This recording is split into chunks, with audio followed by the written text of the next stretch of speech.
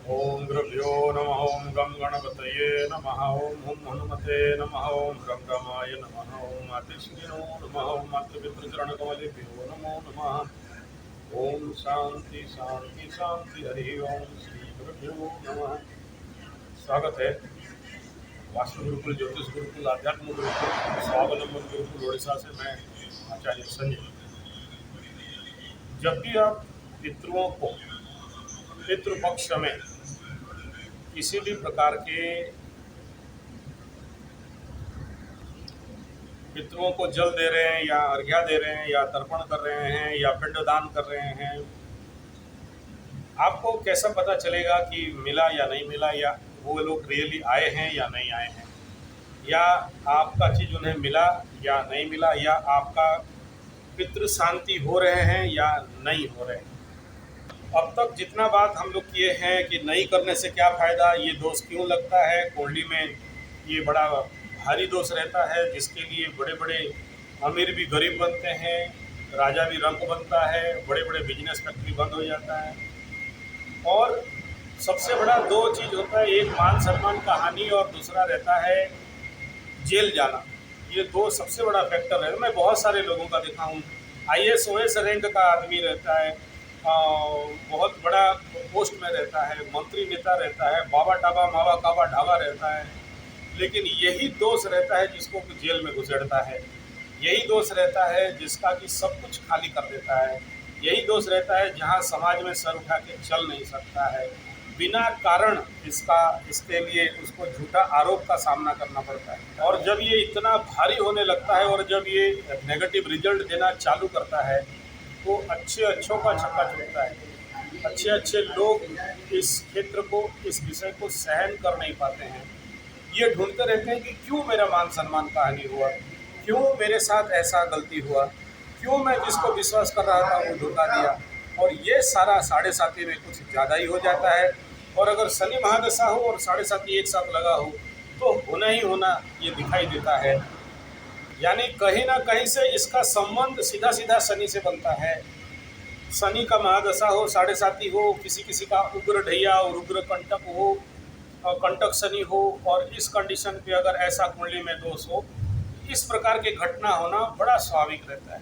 Last time मैं साढ़े साथी मकर राशि वालों का एक ऐसे ही दिल्ली का वो सचिव स्तर में काम करने वाले थे, तो कुंडली देखते देखते मैं बोल दिया इंगित करके, और सच ब सच जेल में निकलने के बाद फिर मेरे से कांटेक्ट करते हैं कि गुरुजी आप बोले थे और ये घट गया मेरे साथ, अब क्या करना है।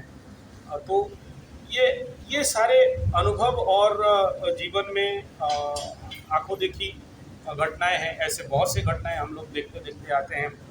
या फिर ऐसा है कि परिवार में सब ठीक ठाक चल रहा है, तीनों भाई बहुत बढ़िया फैक्ट्री चला रहे हैं, और सडन देखा कि 2 सीवियर एक्सीडेंट हुआ और चले बेटा ICU में, फिर एयर एम्बुलेंस में उनको ढो के लिया गया दिल्ली, फिर एम्स में, फिर एक अपाइच हो गया और एक वहाँ से ठीक होने के बाद पैसा इत्यादि का झगड़ा झंझट झमेला करके भाग कर लिया, या चल रहा है कोर्ट कचहरी मालिक मतलब। लेकिन जैसे जैसे आप पितृपक्ष का साधना करते हो या उनको तर्पण करते हो, तो पितृपक्ष में जब आप तर्पण वगैरह करते हो, पिंड वगैरह देते हो, तो आपको उसका सिग्नल और सिम्टम कैसे मिलता है वो थोड़ा सा मैं आपको बता दूं।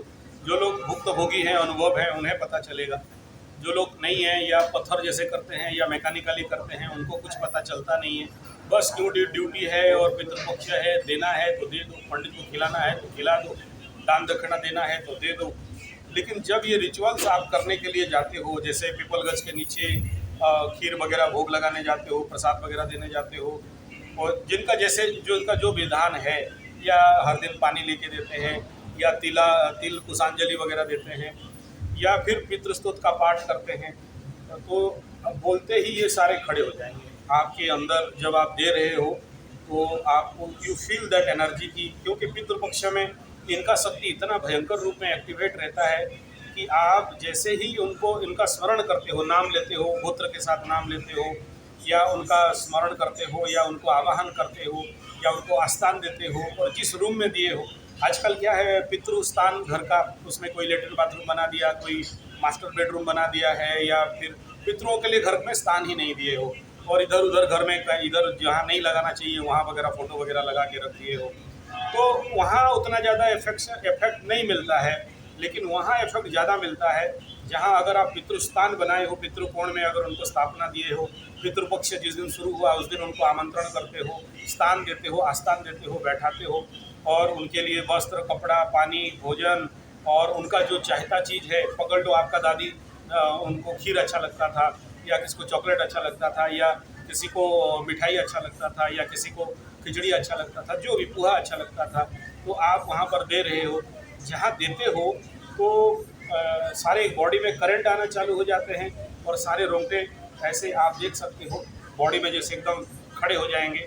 उनका आशीष आपको लगने लगेगा, आपको एक प्रकार का शांति का अनुभव होने लगेगा, एक प्रकार का आपको थोड़ा सा अंदर फियर टाइप भी लग सकता है कुछ कुछ लोगों को, और कुछ लोगों को सिहरण होना चालू हो जाएगा। और ये कर लेने के बाद शाम का जब संध्या दीप उनको लेके देते हो, पितृदीप जिसको बोला जाता है, तो पितृ दिया जब लेके पितृकोण में लाके उनको उनके लिए देते हो, तो वो दिया देने से और वहाँ धूम्रकार भी करते हो, धुआं धुआं वगैरह देते हो झोना इत्यादि में, तो उस धुआं के अंदर आपको कुछ रूप वगैरह भी दिखाई दे सकते हैं।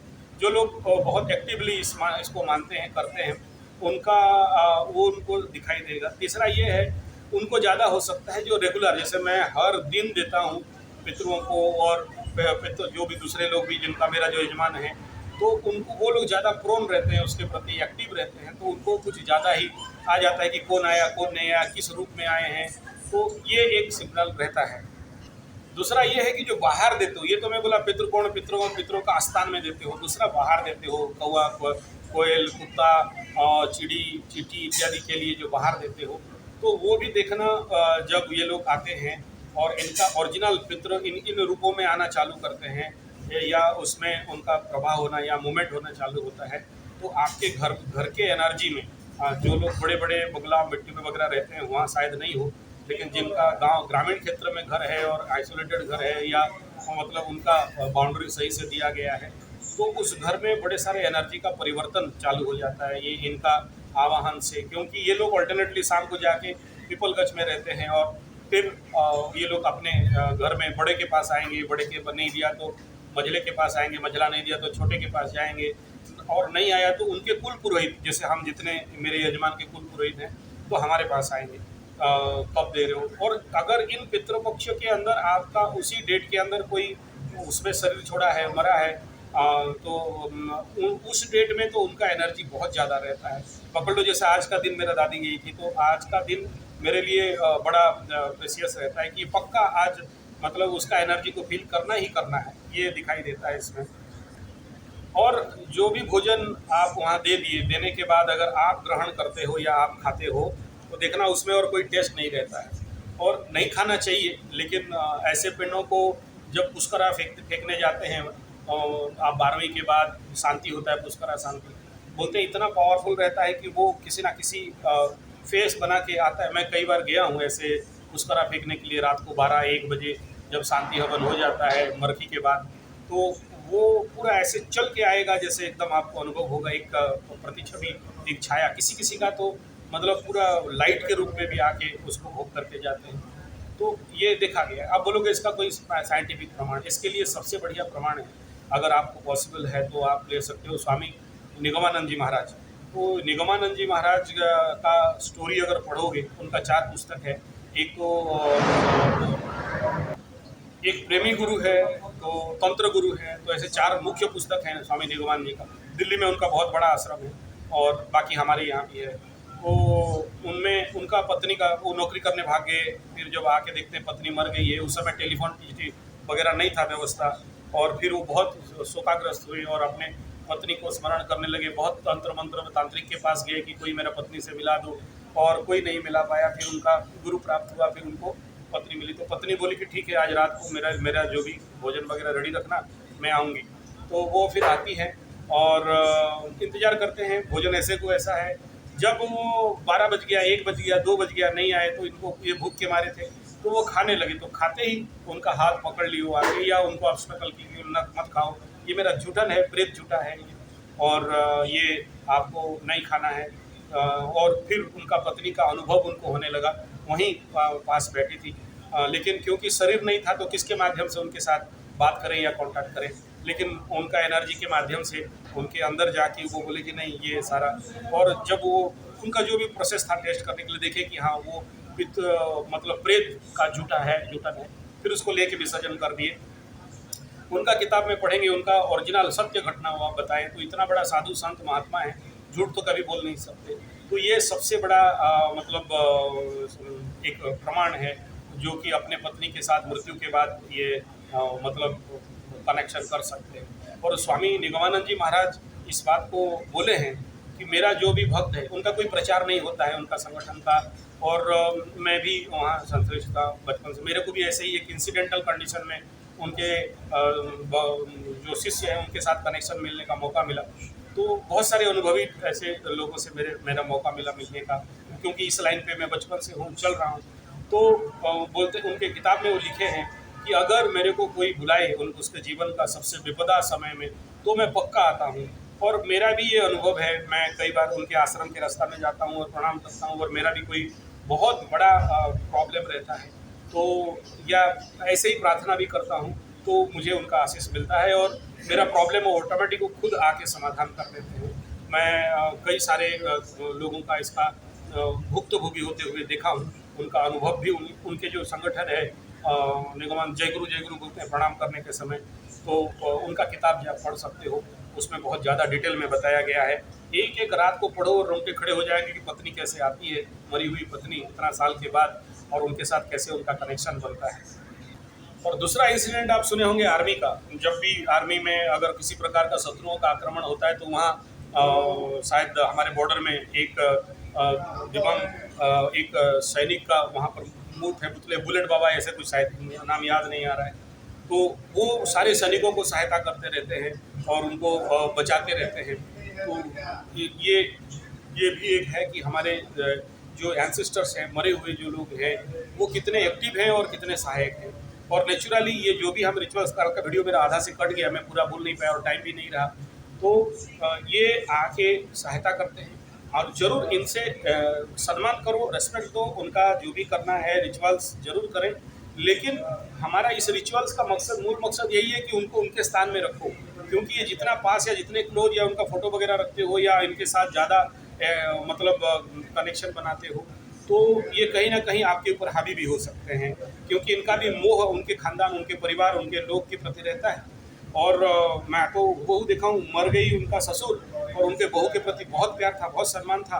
ये कटक का इंसिडेंट है, चौद्वार नवागांव, उस गांव में मेरे रिलेटिव मौसा होंगे, तो आए दिन आके उनके बहू को पकड़ लेते हैं और फिर बोलते हैं खैनी लाओ, मेरा हुक्का दो, हुक्का लगाओ। तो अच्छा, एक औरत, हमारे इधर कोई हुक्का पीते नहीं है, लेकिन वो मांगेंगे उनका बीड़ी और ये, और वो फीमेल हो के घर का बहू, नया बहू, उस समय उनका उम्र भी कम था, वो हुक्का पिएगे, उसके बाद कुछ देर के बाद फिर उनको भगाने से फिर वो भागेंगे और भाग के बोले वो पीपलगंज में मैं हूँ। मेरी ज़िंदगी का सबसे और एक नेगेटिव इंसिडेंट हुआ, एक मासी कन्या थी, मास अमावस्या में जन्म थी, बहुत प्रॉब्लम उसका लाइफ में था। तो उसका मैं फिर बोला देखो अगर ये कुछ नहीं कर सकते हो, इसका प्रायश्चित करा दो। तो प्रायश्चित कराए, प्रायश्चित करने के कुछ दिन ठीक रही, उसके बाद थोड़ा सा उसका बीमार हुआ, मर गई।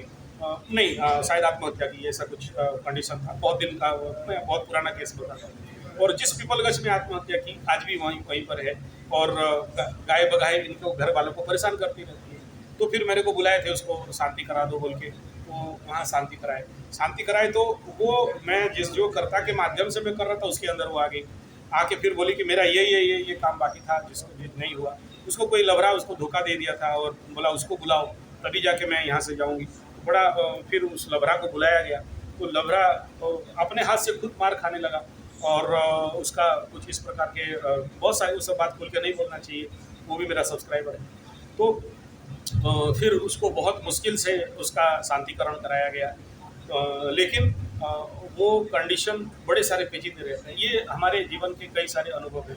और मैं जैसे बता रहा था कि वो हमारे पटेल भाई साहब हैं, एस्ट्रोलॉजर हैं, और उनका यही काम है कि साल में इस पितृ पक्ष में और हर एक अमावस्या में जंगल के अंदर ऐसा एक जगह साफ करके रखे हैं जहाँ ऐसे प्रेतों का शांति करने के लिए रेगुलर बेस में हर अमावस्या में वो काम करते हैं। आप अमावस्या में उनको पा नहीं सकते, पितृयज्ञ वगैरह करते हैं। और भागवत जी ग्रंथ में ये बताया गया है कि जिनका भी ऐसे पितृदोष निवारण हेतु आप करते हो, तो आज ही मैं उस चैप्टर को पढ़ रहा था। उसमें बताया गया है, जो गीता प्रेस आप भागवत जी ले सकते हो, उसमें बताया गया कि 10वां स्कंद का हर एक मंत्र को पाठ करना है और उसको फिर हवन करना है पद्धति के साथ, राइट प्रोटोकॉल के साथ उसको आपको हवन करना है। तीसरा बिंदु ये है कि जैसे अभी मैं मेरा जितना लोगों का, मेरा जितने यजमान हैं या जो लोग मेरे को पैसा ऑलरेडी भेज दिए हैं मना करने के बावजूद भी नाम गोत्र के साथ, तो वहाँ पुरी के 22 पाइच में जाके उनके नाम पे, और वहाँ नहीं हुआ तो किसी नदी में या पीपल वृक्ष के नीचे उनके नाम पे पिंडदान देना पड़ेगा। तो पिंडदान या जो भी तर्पण वगैरह करना पड़ता है। और ये जब आप करते हो तो आपको बहुत सारे ऐसे सिग्नल्स अलग अलग रूप में ये आपको मिल जाता है। जैसे मेरे जीवन में सबसे ज़्यादा जो अनुभव वाला घटना था, ये रियामाल में एक शिव मंदिर, एक पहाड़ के ऊपर है, माँ दुर्गा, वन दुर्गा का मंदिर है, बहुत प्रसिद्ध और बहुत प्रत्यक्ष है, बुलाने से सुनती है। और शाम को वहाँ पायझल का साउंड आता है, जो लोग वहाँ रहते हैं उनको पता है। तो जो लोग साधना करने जाते हैं जिनका, तो मतलब वो वहाँ जाओ ही एक अलग प्रकार का एनर्जी रहता है।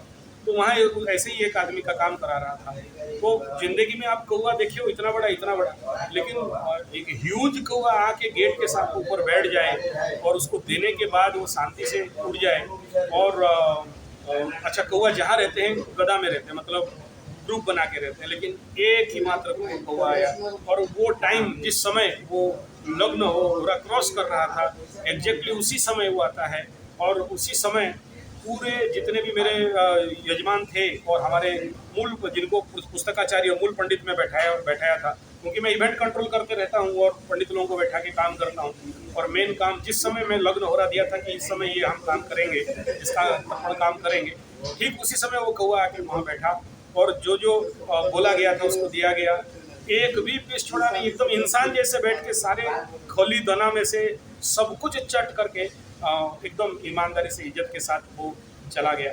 तो मैं पूछा वहाँ पर कभी ऐसे कौवा देखे हो कि इतना बड़ा, तो कोई कभी देखा नहीं था। वो वहाँ पर पहुँच गया, इतना दूर, राउरकेला से नियर अबाउट 200 किलोमीटर अवे है, जंगल के अंदर। तो ये सारे पितृपक्ष में जब आप ये जब करते हो तो इसका अनुभव आता है। और कुछ तो सपना के माध्यम से सपना दिखा के बोलते हैं कि हाँ तुम्हारा दिया हमें मिला है और हम लोग प्रसन्न हैं, शांत हैं और तुम चिंता मत करो। यहाँ तक भी अभयवाणी देते हुए बहुत से, हमारे यहाँ एक सेठ जी है, तो उसका सब मर गए, अब मेरा दोस्त है तो वो उसको मैं जैसे जैसे बताया कि उसका घर अभी भी जाओगे तो बहुत सारे पीपल वृक्ष हुआ था। तो पीपल वृक्ष का मतलब ईस्ट वेस्ट नॉर्थ साउथ भरा होगा। तो फिर उसको मैं 3-4 साल रेगुलर कराने के बाद आज के डेट में उसके घर में अभी नहीं है, एक दो है लेकिन उस लेवल पे नहीं है जिस समय उस समय होगा था। और एक तो और एक बनिया था जिसका कि 550 एकड़ ज़मीन और बहुत बड़ा फैक्ट्री था। और वही कोर्ट कचहरी माली मुकदमा के बाद रास्ते में रोड में आ गए, उसका बहू को भगा दिए, भाई लोग उसके साथ मतलब बहुत सारा भी कुछ करने लगे। तो वहाँ भी मेरे को 5-6 साल लग गया इनको पूरा शांति कराने के लिए। और जानते हो उसका बाप मेरे पास आज भी अगर कभी आओ मिला दूँ या फ़ोन में बात करा दूँ, तो मैं बोला कि देखो ऐसा ऐसा वस्त्र में आए थे, और बोले हाँ यही वस्त्र मेरा बाप पहनते थे और इस जगह में उनको दोगे तो वो उनको मिलेगा। तो वो, क्योंकि मैं रेगुलर पितरों का काम करता हूँ तो उनको ये उनको उस प्रकार का दिया गया, तभी जाके उनके घर में थोड़ा सा उस प्रकार का मैटर शांत हुआ। तो ये सारे मेरे अनुभव हैं। जिसके पास अनुभव नहीं है वो नहीं बोल सकता, मतलब उसको ये सब तो ढकोसले लगेंगे। लेकिन इतना बात पक्का है कि अगर आप अपने पितरों को सम्मानपूर्वक और with protocol, with rule and regulation, right नियम के अनुसार, जैसे जैसे विधान के अनुसार अगर आप करते हो तो आपको विद इन दिस 15 डेज बहुत कुछ अनुभव होंगे, प्लस आपके बड़े सारे रुके हुए काम बन जाएंगे, प्लस आपके ज़िंदगी में होने वाले जितने भी बड़े लेवल के हो छोटे लेवल के समस्याएं हैं वो दूर हो जाएंगे। और पितृ स्तोत्र, मैं उसको भी कोशिश कर रहा हूँ, पितृ स्तोत्र का एक वीडियो बनाऊंगा बोल के। पितृ स्तोत्र में आखिरी में जो उसका पितृ स्तोत्र पाठ करने से उसका फायदा बताया गया है। तो पुत्रार्थी लभते पुत्रम, पुत्र प्राप्त पुत्र के रूप में भी आते हैं। और आपके जो काम रुक गए हैं या आपका जो किसी का पूरा परिवार का वंश का जो सिस्टम रुका हुआ है, वंश उद्धारक, कुल उद्धारक रूप में आते हैं और पूरे वंश का कल्याण करके वो लोग आपके घर में, मतलब उन्हीं के माध्यम से आपका कार्य बनते रहता है। और तीसरा बिंदु ये है कि ये पितृपक्ष में आपकी ज़िंदगी में ऐसे कुछ लोग पहुँचेंगे, जो पक्का है इस समय पहुँचेंगे, किसी ना किसी रूप में किसी ना किसी कार्य को अंजाम करने के लिए। छोटा हो बड़ा हो, आपका कॉन्शियसनेस होगा तो समझ पाओगे, नहीं होगा तो नहीं समझ पाओगे।